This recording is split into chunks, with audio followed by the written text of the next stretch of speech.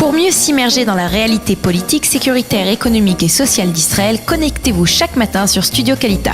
Daniel Haïk vous y attend pour sa revue de la presse. Eh bien voilà, nous allons parler pour changer de la loi sur l'État-nation qui continue ce matin à susciter une très vive polémique dans les quotidiens israéliens. Et les journaux se penchent ce matin encore sur les notables de la communauté druze israélienne qui s'insurgent contre cette loi et en particulier critiquent l'absence d'une clause stipulant clairement que tous les citoyens de l'État juif israélien sont égaux dans leurs droits. À la suite de l'intervention du Premier ministre hier et de ses rencontres avec les notables de la communauté druze, une commission a été formée afin de trouver une solution qui puisse satisfaire la communauté druze en Eretz Israël. Mais il n'empêche que Binyamin Netanyahou a dit et répété hier qu'il ne modifiera pas l'accord sur la loi il ne modifiera pas la loi sur l'État-nation. Une décision qui ne fait pas d'unanimité même au sein du gouvernement, où les ministres comme Naftali Bennett et surtout Moshe Kahlon demandent l'introduction d'amendements dans cette loi afin de calmer essentiellement donc la communauté druze d'Israël.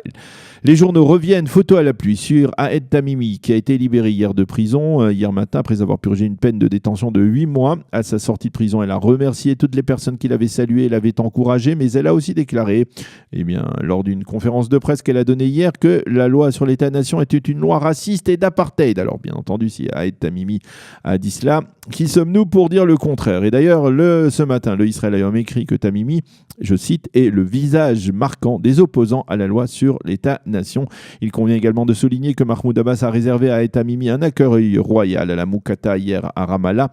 Quant au président turc Tayyip Erdogan, il a suivi de près cette libération de Tamimi et il lui a tout de suite téléphoné pour lui exprimer son admiration pour son courage. Une nouvelle expression donc du positionnement particulièrement hostile du président turc envers l'État d'Israël.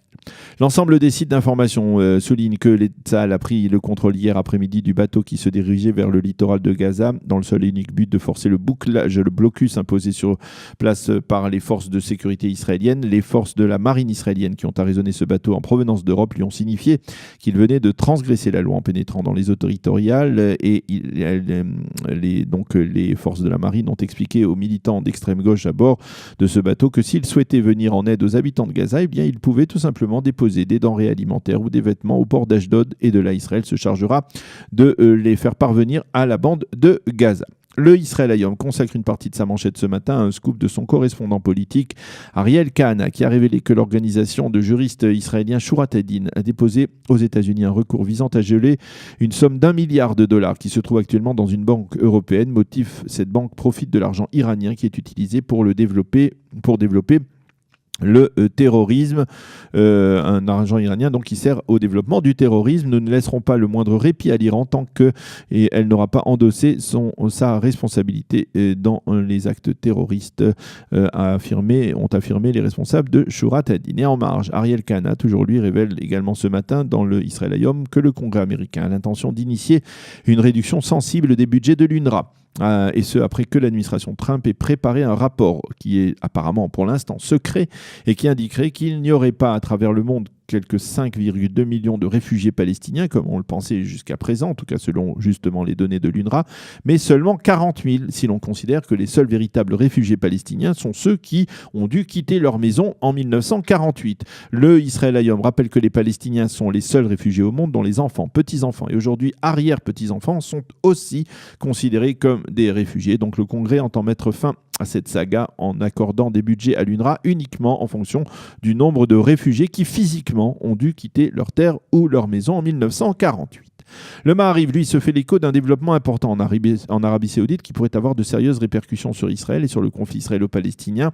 Jusqu'à ces dernières semaines, on avait le sentiment que le prince héritier Mohammed ibn Salman était l'homme fort du régime saoudien, celui qui menait une politique d'ouverture et de tolérance envers l'Occident et en particulier avec l'État d'Israël, avec lequel il entend apparemment former un front anti-iranien solide. Eh bien, à en croire le Maariv de ce matin, tout cela serait terminé. C'est le roi Salman, le père du prince MBS, qui semble avoir pleinement repris les rênes du pouvoir au détriment, apparemment bien entendu toujours, de son fils. Conséquence directe sur le terrain, le roi Salman aurait exprimé en aparté son soutien à la cause palestinienne et il aurait cautionné la position palestinienne dans les principaux dossiers au cœur du conflit israélo-palestinien, à savoir le statut définitif de Jérusalem et le droit au retour des réfugiés palestiniens. Les quotidiens et les sites d'information se font l'écho ce matin d'un nouveau développement problématique pour le député du cancioniste Eitan Brochy. Après avoir dû présenter ses excuses à sa collègue, la députée Ayelet Narmias Verbin, une autre femme a témoigné avoir affirmé avoir été victime d'un harcèlement sexuel de sa part il y a une quinzaine d'années lorsqu'il était président d'un conseil régional. Ce témoignage, apparemment anonyme, a été envoyé par écrit au président du cancioniste Avi Gabay et ce nouveau témoignage pourrait coûter cher au député. Il pourrait lui coûter tout simplement sa place au Parlement israélien. En effet, peu après avoir reçu ce témoignage, Gabay a ordonné la suspension de Brochy et a exigé sa démission. Il n'y a pas de place à la Knesset pour les délinquants sexuels, a tout simplement dit Avi Gabay. Mais Brochy ne semble pas vouloir se laisser faire. Il a affirmé qu'il n'avait commis aucune faute et il refuse formellement de démissionner. Affaire à suivre. Les journaux soulignent que c'est la seconde tempête politique dans le cancioniste en 24 heures après que le député arabe de ce parti, Zoher Bahaloul, ait annoncé sa démission en réaction au vote de la loi sur l'État-nation. D'ailleurs, plusieurs observateurs ont affirmé que Bahaloul avait utilisé la loi sur l'État-nation comme prétexte pour claquer la porte, et ce alors qu'il savait pertinemment qu'à cause de ses différends profonds avec le président du parti, Avi Gabay, il n'avait pas la moindre chance de figurer en place réaliste dans la prochaine liste électorale du cancioniste. L'éditorialiste du Haaretz, d'ailleurs, n'est pas tendre, de manière un peu étonnante, il n'est guère tendre avec Zoher Bahaloul et le qualifie de pleurnicheur qu'il ne regrettera pas.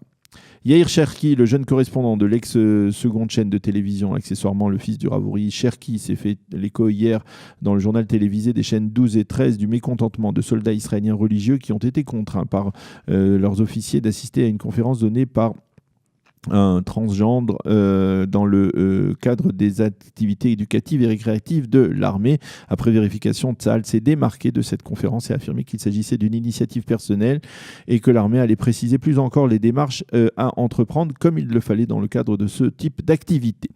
Et nous terminerons cette revue de la presse israélienne par les suppléments sportifs qui saluent l'excellente prestation hier du judoka israélien Uri Sasson, qui est de Jérusalem. Sasson qui a obtenu une médaille de bronze aux derniers Jeux Olympiques, a arraché hier l'argent lors d'un tournoi du Grand Prix en Croatie. Il concourait dans la catégorie royale, celle des plus de 100 kilos. Voilà donc pour cette revue de la presse et des médias israéliens. Nous allons marquer une petite pause musicale et nous serons dans quelques minutes en ligne avec Rafi Zwicky qui est guide et qui va nous faire passer un petit instant de vacances en nous proposant un parcours d'excursion dans l'État d'Israël, sur la terre d'Israël, pour essayer de se détendre après toutes ces tensions, que ce soit des tensions sécuritaires, des tensions politiques et idéologiques que nous vivons actuellement dans l'État d'Israël. Pour mieux s'immerger dans la réalité politique, sécuritaire, économique et sociale d'Israël, connectez-vous chaque matin sur Studio Kalita. Daniel Haïk vous y attend pour sa revue de la presse.